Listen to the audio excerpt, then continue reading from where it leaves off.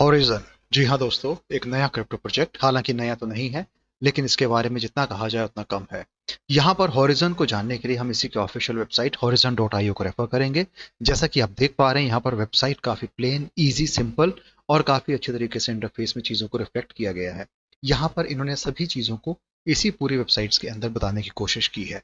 किस तरीके से पूरा सिस्टम काम करता है, कब से शुरू हुआ है, सबको समझेंगे यहाँ पर इसी के ऑफिशियल वेबसाइट से। किसी भी क्रिप्टो प्रोजेक्ट के लिए दोस्तों, उसकी जो लॉन्जिविटी होती है, जब से वो शुरू हुआ है उससे लेके आज तक उसने क्या अचीवमेंट्स की हैं, क्या यहाँ पर चेंजेस किए गए हैं सिस्टम्स में, वो बहुत जरूरी होते हैं। इसी तर्ज पर हॉरिजॉन के बारे में भी जानना जरूरी है। यहाँ पर अगर आज इसके मुकाम को हम देख पा रहे हैं तो कहीं ना कहीं उसके पीछे इस पूरे क्रिप्टो प्रोजेक्ट के अंदर बहुत सारी चीजें ऐसी हुई हैं। सो दोस्तों, इस पूरे प्रोजेक्ट को समझने के लिए इसके ऑफिशियल डॉक्यूमेंट्स की तरफ रुख करेंगे और जानेंगे कैसे ये इसके यूज केस पे काम कर रहे हैं और क्या इस पूरे क्रिप्टो प्रोजेक्ट में आपका निवेश करना आपके लिए कितना फायदेमंद सिद्ध हो सकता है। So as per the official updates and as per the official documents, what is Horizon? Horizon is the next generation Ethereum virtual machine chain specifically tailored to build zero knowledge D apps. अब Z के apps की हम बात करते हैं तो यहाँ पर यही जीरो नॉलेज डी एप्स जो होती हैं, इस पूरे इकोसिस्टम्स के अंदर उनको बिल्ड करने का काम किया जा रहा है। यानी कि ईवीएम चेन की तरह यहाँ पर नए जनरेशन के तौर पे अगर आप जेड के डी एप्स को बनाओगे तो यहाँ पर हॉरिजन उसी के लिए काम कर रहा है। Design to be closely connected to the ZK verified chain and to be the natural evolution of both the previous Horizon chain, which is Zen main chain, and EON, which is Zen is the native currency of Horizon, and your existing Zen holdings and EON application will migrate smoothly. तो ये जो जब चीजें शुरू हुई थी 2017 में, तब यहाँ पर Zen और EON को लाया गया था, लेकिन धीरे धीरे ये जो माइग्रेशन हो रहा है, इस माइग्रेशन के साथ साथ यहाँ पर कुछ ना कुछ चेंजेस भी किए जा रहे हैं। So horizon is embracing zero knowledge innovations, जिसके साथ यहाँ पर इन्होंने इसे इस तरीके से डिफाइन किया है। अगर इसकी आर्किटेक्चर की बात करें, Horizen is design to be substrate based parachain working in conjunction with the ZK verified chain, the latter operated as the relay chain. तो यानी कि स्टार्टिंग में इसे सबस्ट्रेट बेस्ड पैराचेन के तौर पे लाया गया था, लेकिन बाद में इसे रिले चेन के तौर पे बनाया गया है। Substrate is a blockchain framework developed by Parity Technologies that allow developers to build custom blockchain quickly and efficiently. जैसे कि आप देख पा रहे हैं यहाँ पे ZK वेरीफाई रिले चेन के थ्रू आप यहाँ पे वैलिडेटर्स और कैसे हॉरिजॉन पैरा चेन के थ्रू यहाँ पर उसे कोलेक्ट करते हुए कहीं ना कहीं नई ब्लॉकचेन आप बनाते हो। यानी कि वो जो ब्लॉक्स आप बना रहे हैं ब्लॉकचेन में, कहीं ना कहीं यहाँ पर ZK रिले चेन का भी उसमें सपोर्ट मिलता है। ZK verify relay chain validated secure both the relay chain and horizon para chain. Origin collateral are similar to Forger on any other blockchain, but they do not provide any crypto economic security currency because relay chain provide those. तो ये जो relay chains होती हैं यहाँ पर आपको वो securities भी प्रोवाइड करती हैं। Collators only need to produce block that extend their finalized chain. तो यानी कि कोलेटरल का यहाँ पे उतना बड़ा रिस्पॉन्सिबिलिटी नहीं है, इतना यहाँ पर हम ZK वेरीफाई और रिले चेन्स की बात करते हैं। यहाँ पर एक बात और समझने वाली है कि इस पूरे इकोसिस्टम्स के अंदर अगर हम उस कंसेंसस मैकेनिज्म की बात करें तो यहाँ पर ये कहते हैं कि प्रूफ ऑफ वैलिडिटी यहाँ पर यूज करने की बात कर रहे हैं, और इसीलिए कहते हैं कि relay chain validators will reject invalid block, क्योंकि यहाँ पर जब आप प्रूफ ऑफ वैलिडिटी की बात कर रहे हो तो वो जो जितने भी ब्लॉक्स होंगे उनको वहां पर वैलिड होना, उनके ट्रांजैक्शंस को ऑथराइज करना, और वो जो ट्रांजैक्शंस हैं वो रिले चेन वैलिडेटर्स पे अपने उस ट्रांजैक्शन प्रूफ के साथ आएंगे। So in other words, collators maintain parachain by aggregating parachain transactions to parachain block candidates and produce state transaction proof which is proof of validity की validities के लिए बात कर रहे हैं। मेन कंपोनेंट्स क्या है लेयर के, which is substrate. It is the basic blockchain framework used to provide or power the Horizon ecosystem. It is a full toolkit to create sovereign blockchains होती है। दूसरा है Frame. Frame is the framework used in Substrate to create application logic layer, aka runtime. तीसरा है Cumulus. Is the frame-based framework to create runtime on Parachain है। Aura is a consensus mechanism used to select the collateral responsible to author blocks in the Horizon chain. और इसके साथ frontier भी है। Frontier एक module है जो आपको इथेरियम कंपैटिबिलिटी प्रोवाइड करता है हॉरिजॉन में। Under the hood it uses the rust EVM, a flexible Ethereum virtual machine interpreter with in rust. तो इस हिसाब से पूरे कंपोनेंट्स यहाँ पर बताए गए हैं। अब अगर इसके टोकनोमिक्स की बात की जाए तो यहाँ पर इन्होंने अपने टोकनोमिक्स को जिस तरीके से डिफाइन किया जो कि बहुत ही कम है, और ये चीज शायद आप लोग बहुत कम जानते हैं। यहाँ पर इसकी टोकनोमिक्स की बात की जाए तो इस पूरे इकोसिस्टम्स के अंदर जो इनका टोकन है, which is the ZEN token, the tokenomics follows the describe and proved the ZEN IP 42407। ZEN is the default currency of the chain, यानी कि अगर हम होराइजन की बात करें तो यहाँ पर इसका जो बेसिक मेन कॉइन है वो है जेन कॉइन।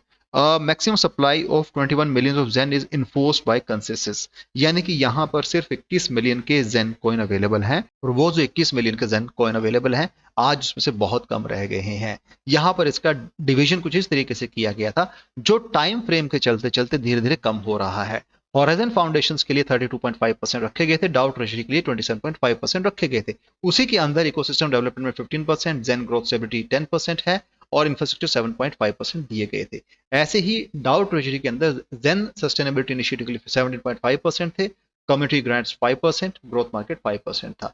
अब अगर देखा जाए for all of the above 25% of the allocations immediately on lock and the remaining 75% vested linearly with unlock approximately every 30 days for 4 years. Transaction fee handling की बात की जाए तो यहां पर कहते हैं all the transaction fees collected are redistributed without any burning. Both transaction tip and base P goes to the collator authoring the block containing the transactions. Collected rewards are redistributed to collateral delegators with a fixed collateral commission of 15% and remaining 85% to delegate. जैसा कि मैंने आपको पहले बताया है, तो इस हिसाब से यहाँ पर इसकी इतनी कम सप्लाई के चलते इस पूरे इकोसिस्टम्स के अंदर कुछ ना कुछ तो खास यूज केस भी बनाया गया है, और वो कम सप्लाई कहीं ना कहीं उस डिमांड सप्लाई के रूल को भी इम्पैक्ट करती है। और इसी के ऑफिशियल पोर्टल अगर देखेंगे तो यहाँ पे कुछ इन्होंने इन्फॉर्मेशन भी शेयर की गई है, और यहाँ पर आप इस पूरे इन्फॉर्मेशन को भी रेफर कर सकते हो।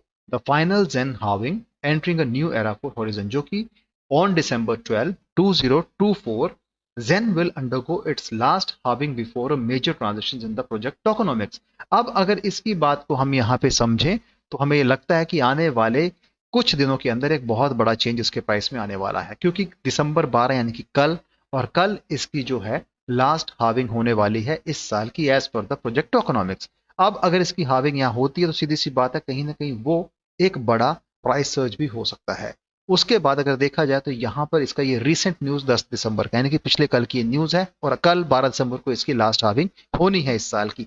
ऐसे ही कुछ और अपडेट्स यहाँ इन्होंने दिए, main net note software upgrade है, और इसके साथ यहाँ पे welcome to Horizen brand evolution है जो कि नवंबर 21 का आया था। दूसरे यहाँ पे उन्होंने कुछ अपने और अपडेट्स और न्यूज यहाँ पर लाई है जो कि आप डायरेक्टली से यहाँ पे रेफर कर सकते हो। ये जो हार्विंग है ये क्यों इंपॉर्टेंट है? Because this is the horizon second halving. It is celebration of 8 years since the genesis of Zen blockchain. This is 8 years of community growth, continuous improvement, ups and downs of the price in the market and working together. After this halving, there will be no more sudden cuts to emission rate. Instead, the Horizon ecosystem will adopt smoothly declining emission rate, which promise to offer great sustainability, predictability and steady growth for Zen holders and participants. तो ये चीज आपके लिए बहुत जरूरी है दोस्तों जानना कि आने वाले कल यानी कि दिसंबर 12, 2024 में इस एक इवेंट के साथ बहुत बड़े चेंजेस भी हो सकते हैं। Looking at the cohort of project from 2016, Zen stand out for many reasons, क्योंकि दोस्तों 2017 के करीब करीब इस प्रोजेक्ट को लाया गया था, और तब से लेके 2024 के बीच में बहुत सारी चीजें हो गई हैं। The team has adapted and growth the technology, adding sidechain capability in 2022 and AVM sidechain in 2023, and in 2024 doing the difficult work to prepare for the major technical upgrade in 2025 that bring Horizon right in the middle of the current narratives and capabilities. So this isn't just another halving, it is the beginning of new era for Horizon. और यहाँ पर इसी को लिए बताते हैं कि जेन token की यहाँ से अहमियत बढ़नी शुरू हो जाएगी, और इसके साथ यहाँ पर जो ये एमिशन रेट्स जो कम होने की बात करते हैं उससे होगा क्या? The adoption of a smoothly declining emission rate as a part of Horizon new tokenomics will have significant benefit for the project long-term success. सबसे पहले increase token stability. यहाँ पर टोकन की स्टेबिलिटी बढ़ जाएगी, more economic ecosystem growth होगा, enhanced network security होगा. But what does that mean? Token stability a gradual transition रहेगा यहाँ पे, जैसे हम देखते हैं बिटकॉइन के मॉडल में, जहां पर हर एक हार्विंग 4 साल के बाद जब होती है वहां पर कहीं ना कहीं उसके जो प्राइस होता है उसमें भी राइज होता है, और वहां पर जो नंबर्स ऑफ टोकन्स क्रिएट होते हैं वो भी ईच हार्विंग्स में कम हो जाते हैं। इसके साथ स्मूथ एमिशन कर्व भी रहेगा। The gradual decline ZEN emission will reduce market speculations and help stabilise the token value over time. तो कहीं ना कहीं इसकी वैल्यू भी बढ़ेगी, जिससे इसके इन्वेस्टर्स, स्टेकर्स और ब्रॉडर इकोसिस्टम में हेल्प मिलेगी। स्टेबिलिटी ग्रोथ भी इसके साथ आएगी। Consistent predictable rewards for stakers है, इनकरेजिंग लॉन्ग टर्म पार्टिसिपेशन रहेगा, लोगों को ज्यादा लंबे समय के लिए होल्ड करने के लिए एक अच्छे ऑप्शंस मिल जाएंगे। कॉम्पिटिटिव रिवॉर्ड्स फॉर कोलेटरल डेलीगेटर्स होंगे जो कि 15% और 85% मैंने आपको बताया है। Long term security for horizon रहेगा यहाँ पे। और what about the halving? Because horizon follow the same proof of work mining model used by bitcoin, that halving event in the past have mirrored bitcoin schedule, cutting the emission of new Zen in half approximately every 4 years. However, as we approach the last halving on December 12, it marks the end of this traditional model. तो फिर उसके बाद होगा क्या? उसके बाद होगा tradition of proof of stake and new tokenomics, जो कि 2025 में आपको देखने को मिलेगी। तो यानी कि H1 2025 से एक शिफ्ट होगा प्रूफ ऑफ वर्क से प्रूफ ऑफ स्टेक, यानी कि यहां पर अपने उस कंसेंसस मैकेनिज्म को ये चेंज करने वाले हैं 2025 से। The new POS model will be based on the substrate blockchain framework, the same framework used by Polkadot. The switch to POS is critical for ensuring a long-term sustainability of project, and it reduces the energy consumption hardware requirement associated with POW while still maintaining a decentralized and secure network. What does the Horizon 2.0 upgrade bring? Smooth emission curve, declining emission curve और EVM compatibility with ZK proof verification, और इसके साथ zero knowledge proof extension की बात करते हैं। Fast inexpensive proof creation होगा, granular privacy and regulatory compliant applications होंगी, और यहाँ पर आपको एडॉप्शन के लिए इंकरेजमेंट मिल जाएगा। और इसी अपग्रेड के साथ यहाँ पर ग्रांट्स फॉर डेवलपर्स भी देंगे, मार्केटिंग एफर्ट्स बढ़ेंगे, ऑपरेशनल एक्सपेंस जो है उन्हें भी लॉन्ग टर्म के लिए स्टेबिलिटी सिक्योरिटी के तौर पे मेंटेन और अपग्रेड किया जाएगा, और मोर अट्रैक्टिव प्रोग्राम्स बनाए जाएंगे। सुपर नोड ऑपरेटर्स के लिए यहाँ पे रिवॉर्ड्स और उसी हिसाब से रिवॉर्ड हार्विंग के बाद कैसे देंगे उसके बारे में बताया गया है। हालांकि एक इन्वेस्टर्स के लिए ये सारी चीजें मायने नहीं रखती हैं, लेकिन फिर भी मेरा आपको ये बताने का फर्ज है कि यहाँ पर 12 दिसंबर के बाद जो ये हार्विंग होने वाली है इस पूरे साल के एंड की, कहीं ना कहीं उससे इस पूरे जेन के प्राइस में इफेक्ट तो पड़ने वाला है। तो कुछ इस हिसाब से पूरे होराइजन के बारे में, और ये जो यहाँ पे हमने आपको हार्विंग के बारे में बताया है, कहीं ना कहीं एक अच्छा यहाँ पर हमें रूप और अच्छी एक ग्रोथ नजर आती है। करंट प्राइस अगर देखा जाए तो यहाँ पर होराइजन जेन का $14.70 है, और अगर 24 आवर्स का चेंज देखा जाए तो 9.54% के हिसाब से देखा जा सकता है। वॉल्यूम 99.17 मिलियन की है। सर्कुलेशन में देखो 21 मिलियन की टोटल सप्लाई मैक्स सप्लाई है, लेकिन सर्कुलेशन में जस्ट 7.89 मिलियन ही रह गए हैं। इसका मतलब है कि इसके प्राइस की प्रोडिक्शन अगर की जाए तो अगले 7 दिन के लिए 14.73 हो सकता है, 1 महीने के लिए 15.11 हो सकता है, 3 महीने के लिए 17.61 हो सकता है, और अगले 6 महीने के लिए 17.32 हो सकता है, और 1 ईयर के लिए 7.30 यूएस डॉलर में देखा जा सकता है। यहाँ पर प्राइस सर्ज इतना बड़ा नहीं दिख रहा है, लेकिन क्योंकि जैसे मैंने आपको पहले कहा कि अगर ये हार्विंग सक्सेसफुल रहती है और यहाँ पे इसको उतना अच्छा पंप मिलता है, इतनी चीज के बारे में लोग बातें बताते हैं, तो कहीं ना कहीं इसके प्राइस में चेंज तो आएगा।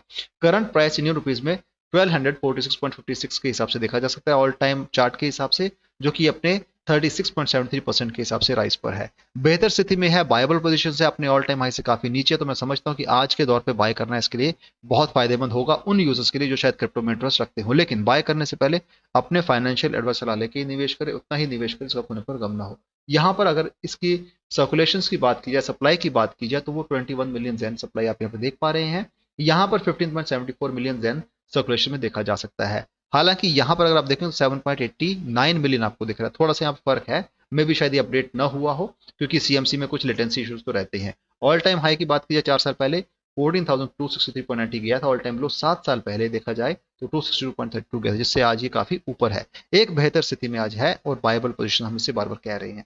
बिनास, Bybit, Coinbase exchange, KuCoin, HTX, MEXC, Gateio, BitMart, LBank और दूसरे मल्टीपल क्रिप्टो पे आप इसे इजीली बाय कर सकते हैं। और ये जो इसका आने वाला एक्साइटिंग शेड्यूल ऑफ इवेंट्स हैं जो कल होने वाला है, यहां से शायद चीजें कुछ बदलना शुरू हो सकती हैं। अगर आपने आज तक जेन को होल्ड नहीं किया तो मैं कहता हूं कि आप इसमें बाय करें, इसे होल्ड करें लॉन्ग टर्म के लिए, क्योंकि सीएमसी पर भी 301 की इसकी रैंकिंग काफी अच्छी रैंकिंग है, और उन स्टेबल कॉइन में आता है जहां पर एक बेहतर यूज केस स्टेब्लिश किया है। लेकिन निवेश करने से पहले अपनी ओर से भी रिसर्च करें और समझें इसकी पास्ट हिस्टोरिकल अचीवमेंट्स क्या हैं, किस तरीके से काम करता है, और कैसे यहाँ पर आने वाले समय में इसको और अच्छे तरीके से बताया जाएगा। रोड मैप के हिसाब से अभी Q2 2025 तक इसने बहुत सारी चीजें करनी है, लेकिन फिलहाल Q4 2024 के अंदर Horizon 2.0 डेवनेट और टेस्टनेट की जो बात है अभी अब शायद हो जाएगा बहुत जल्दी। फिर उसके बाद 2025 के अंदर टेस्टनेट 2 गवर्नेंस सपोर्ट है, main net launch, prospective ZK verify, initial token claim to eligible and holders होगा। तो ये सारी चीजें रोड मैप के हिसाब से भी होंगी। आप चाहें तो यहाँ पर इसे इजीली चेक कर सकते हैं, इसके मल्टीपल सोशल मीडिया हैंडल से इसे आप रेफर कर सकते हैं और फॉलो भी कर सकते हैं। तो ये तो थी बात दोस्तों होरिजन और इसके ऑफिशियल कॉइन जेन की।